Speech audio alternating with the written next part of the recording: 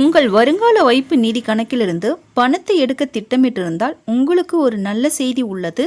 இனி இபிஎஃப்ஓவில் இருந்து பணம் எடுக்க எந்த ஆவணமும் தேவையில்லை. மத்திய அரசு இது குறித்து நாடாளுமன்றத்தில் தெளிவான தகவலை வழங்கியுள்ளது.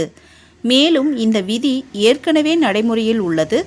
நாடாளுமன்றத்தில் கேட்கப்பட்ட கேள்விக்கு பதிலளித்த தொழிலாளர் மற்றும் வேலைவாய்ப்பு அமைச்சகம், கல்வி, திருமணம், வீடு வாங்குதல், நோய் அல்லது அவசர நிலை போன்ற தேவைகளுக்கு இபிஎஃப்ஓ உறுப்பினர்கள் பணத்தை எடுக்க விரும்பினால் அவர்கள் இனி எந்த ஆவணத்தையும் சமர்ப்பிக்க வேண்டியதில்லை என்றும், சுய அறிவிப்பின் அடிப்படையில் மட்டுமே பணத்தை எடுக்க முடியும் என்றும் தெரிவித்துள்ளது.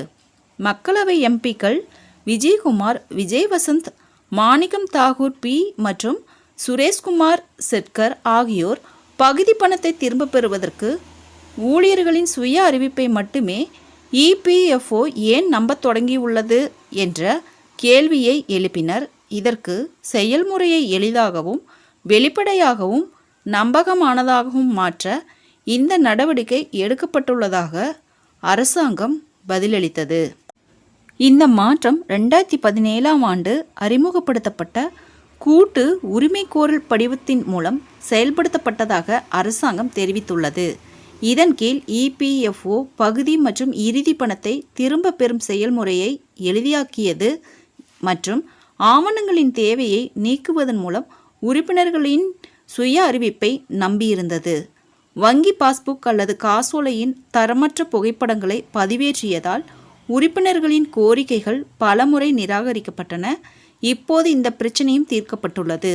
காசோலை அல்லது பாஸ்புக்கின் படத்தை பதிவேற்ற வேண்டிய தேவை ஏப்ரல் 3, 2025 முதல் நீக்கப்பட்டுள்ளது.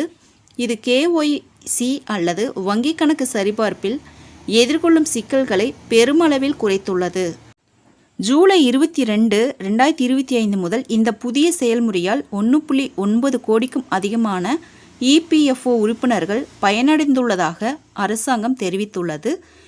இபிஎஃப்ஓ உரிமை கோரல்களை எளிமையாகவும் நம்பகமானதாகவும் மாற்றுவதற்கான ஒரு முக்கியமான படியாக இந்த மாற்றம் உள்ளது. நண்பர்களே, இபிஎஃப்ஓ செய்திகளை உடனுக்குடன் தெரிந்து கொள்ள என்னுடைய ஜெனிடா ஷார்ட் சேனலை சப்ஸ்கிரைப் பண்ணுங்கள். நன்றி, வணக்கம்.